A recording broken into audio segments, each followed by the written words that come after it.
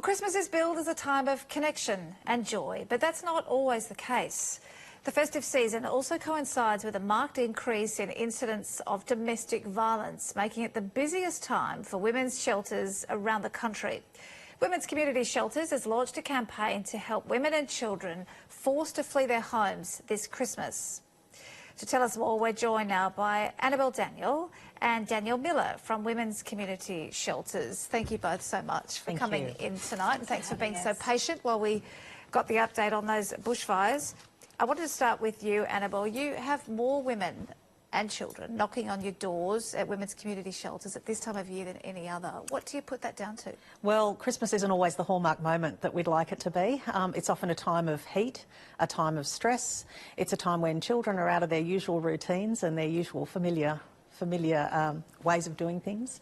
And it's a time when we're often forced to be around family who we're supposed to get on with and just don't. And all of those situations, as well as the financial stress of Christmas, can come together to produce some very difficult situations. And so we get a huge number of phone calls around this time of year. Sometimes women just wanting to check whether there's a room available if they choose to make the decision to leave, and others who are very ready to go. Well, thank goodness you're there. It's such a vital service, but you offer a lot more, of course, than just a roof over your head. And you actually have a campaign, I know, for Christmas to get people to give and make life a little easier for those women. Before we talk more about that, just wanted to have a look at your campaign. It wasn't until we stayed in the shelter that we realised how much more calm and peaceful it was, and I was really happy for the kids to see that this is the way life should look. To see them walk out the door at the end of their period of time here is just so rewarding, because they certainly didn't walk in with the smile that they walk out with. They're walking out as independent women that feel strong and feel in control. That's why I do what I do. It's just, that says it in a nutshell, doesn't it? It does. Demonstrating the sort of work you do. So for many families, you're making them feel safe at Christmas. It's as simple as that. Absolutely, and often it's the very first time that they've felt that way.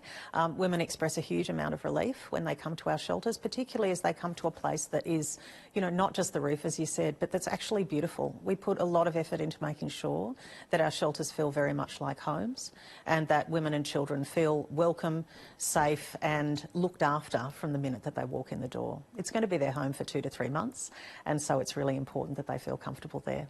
And so to that end, you've put together this special Christmas guide for people who want to make a difference to these, well, it is mainly women and children.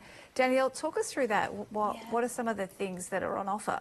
Look, I think people are incredibly generous, and particularly at Christmas, we are a nation of givers.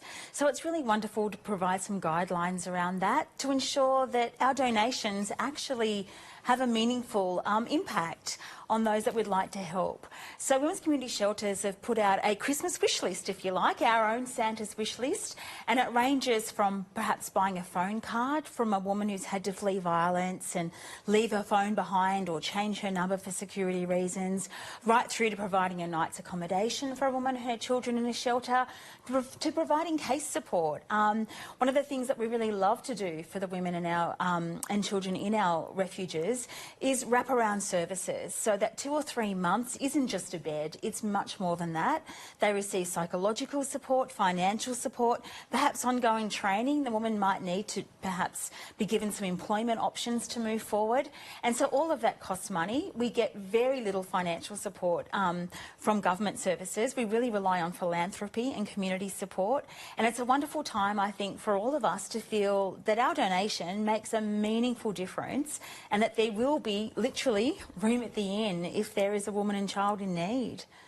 See, people don't think about the gifts you're talking about. We don't know that that's the sort of thing women in these positions would need, and people are very generous, as you say, and might send gifts along to you. But why is it so important that women are given, well, the gifts you've chosen, but also given vouchers, and they get to make some of their own choices? Why is that so important? Oh, it's hugely important. It's life-changingly important. Often women who have been victims of domestic violence haven't had many financial choices.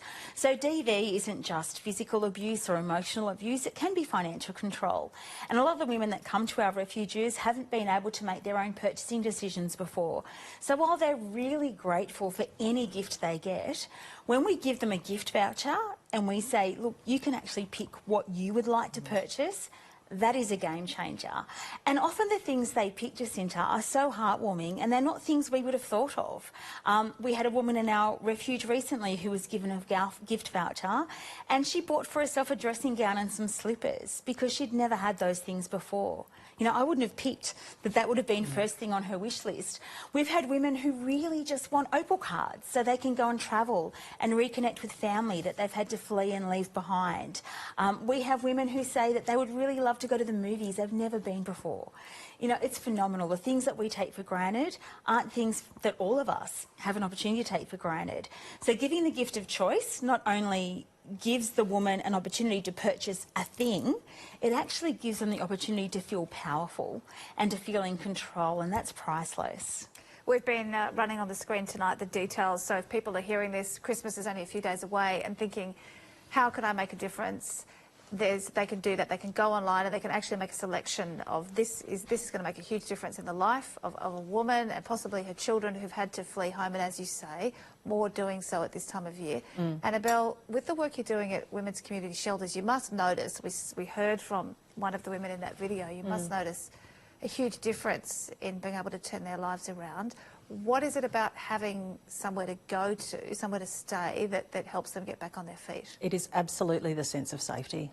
The feeling that you are supported by people who understand you, who will provide you with all of the referrals to the services that you need, and who'll be there to listen to you and hear your story and be available in this place with your kids so that you can have the time and the space and the mental capacity to plan your next steps and to get back on your feet.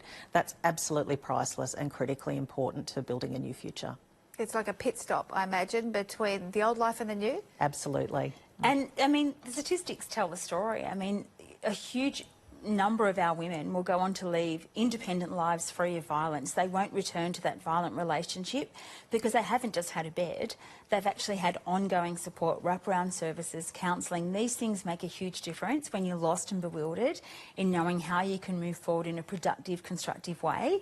And ultimately, we'd love to close our doors. We wouldn't want to exist. We don't want to have refuges for women and kids. So one of the gift options on our website is our new education program that I've spoken with you about before, Jacinta, on this show, Walk the Talk. And that's all about getting communities to look at generational change and getting young people to think about what they can do to contribute to moving forward where women and kids don't have to be afraid in their own homes. You know, they don't have to be fearful of those that really should love them. Well, let's just hope that anyone watching this tonight is going to help make the lives of these women a little easier this Christmas in just a few days' time. Thank you both for coming in and telling us about it. Thank you very so much for being so kind and generous to us, Jacinta. We really value it. Thank you.